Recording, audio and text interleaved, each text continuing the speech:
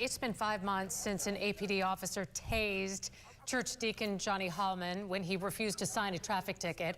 Hollman died. Now, Georgia lawmakers have a plan to de-escalate those kinds of traffic stops. The Georgia House passed a bill that would mean police cannot arrest drivers who refuse to sign a traffic citation. Channel 2's Richard Elliott is live at the state capitol with the implications of this. Yeah, under this bill, if you refuse to sign a traffic ticket, you wouldn't get arrested, but later on you would have to make a court appearance. Now, if you're driving in traffic, you get pulled over, you get a traffic ticket, you sign it. It's not an admission of guilt, just a receipt saying you got the ticket. But more and more people are refusing to sign those citations, and last November, that had deadly consequences.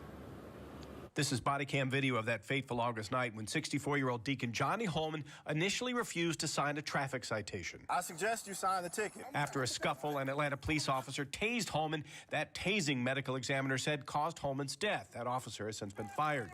But it's these kinds of confrontations that have worried both police officers and drivers. This bill addresses the moment of conflict. Jonesboro Democrat Yasmin Neal knows all about policing. She served in both the Clayton County Police and Sheriff's Office. She wrote a bill that would allow drivers to refuse to sign those citations. The officer would simply write "driver refused to sign" on the ticket instead, and Neal says conflict diffused. And it's nice to know that we can finally move it and pass it and make sure that everyone goes home safe at the end of the night. But there are consequences for refusing to sign.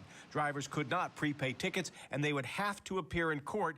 Failure to do so would mean immediate arrest. Ranking Republican Bill Hitchens threw his support behind the bill early on. As the former commander of the Georgia State Patrol, he says he's had run-ins with difficult drivers. Having spent the majority of my life in public safety, I'm well aware of what occurs on the side of the road in traffic stops.